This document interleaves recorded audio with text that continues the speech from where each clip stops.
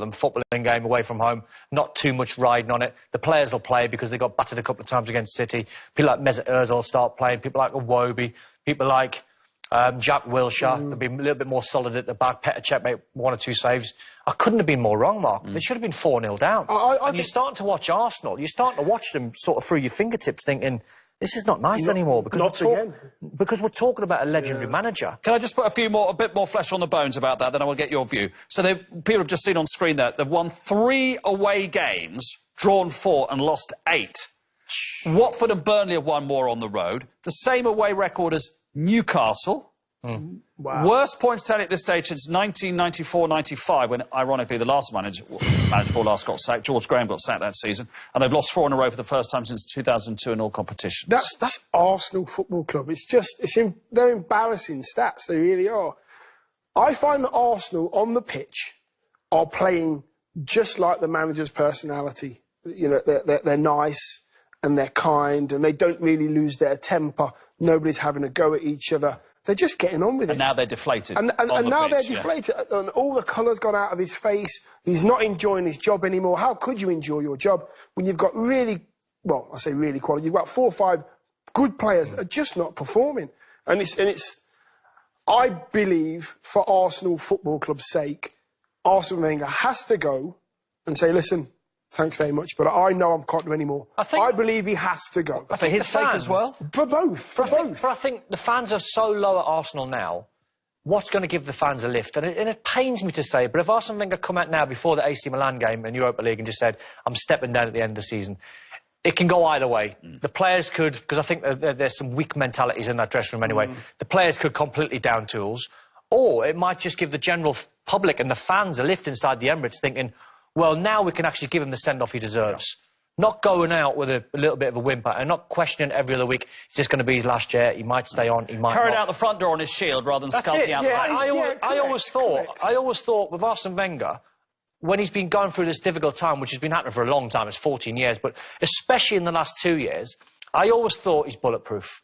You know, there's no way Arsene Wenger will leave. There's no way the board will sack him. Now I'm getting to the point where it's impossible if Arsene Wenger stays on. Because he was still winning things. I know it's only the FA Cup, but most clubs wouldn't say it's only the FA Cup. They'd love it. I want to show people Petr Cech's tweet. Petr Cech, fantastic professional, won it all with Chelsea, and has admitted in his tweet that he was responsible for both goals yesterday. We've seen the Glenn Murray goal a few times, which he should have saved. The dunk goal as well, the early goal we can see again as well, where he comes for a corner, which... should he have stayed at home? If only more Arsenal fans had the same mindset as Petr Cech. Players. Had the same mindset as Petr Cech, because he took his shirt off. He took his shirt off after the game and he went to the Arsenal.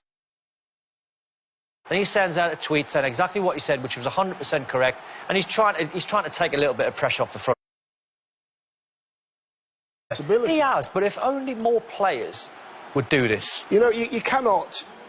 with a football club of the size of Arsenal, you cannot achieve anything at all. When I mean by that, winning the league, getting anywhere near the Champions League, unless you've got players that are going to be accountable for their actions. And so is he getting too much stick because the players are frankly not doing it? I believe that he has to get stick, and I believe the players have got to say, listen, you know, like Petr Cech has. You know, we've been shocking. I've not earned my money. Is it not the case, and we're about to watch Chelsea again, and Chelsea the season after they won the league with Mourinho, is it not the case? Well, it is the case, isn't it? It's 95% of the time, this person gets the stick, this person gets the sack, and the players who've been average get away with it. They do get away with it, but that has to come from the manager. This wouldn't happen under Jose Mourinho. This wouldn't happen under Pep Guardiola. No, the point was it did happen under Mourinho, but Mourinho got the sack. He wouldn't have stood for it. And it wouldn't happen under Jurgen Klopp's watch. Now, if you take one player in isolation, Oxlade-Chamberlain, when he signed for Liverpool, he couldn't get a game for 6 or 7 weeks. And the reason was because Liverpool had to put him through another pre-season because they realised how unfit he actually was. That comes from Arsene Wenger. That comes from Steve Bold. It comes from the top. If your training is so loose from a Monday to Friday, the whole premise, we've said it for many a year, Dion, right? You play how you train, right? And these are sad signs. So what happens now? And the away fans of any club are the hard. They're the ones that travel. We all love to go to football, and sometimes you go to a home game and someone invites you and it's not. These are the hardcore. If they turn on if you lose, if you've lost them, if you lose your away fans, you're on a very slippery slope.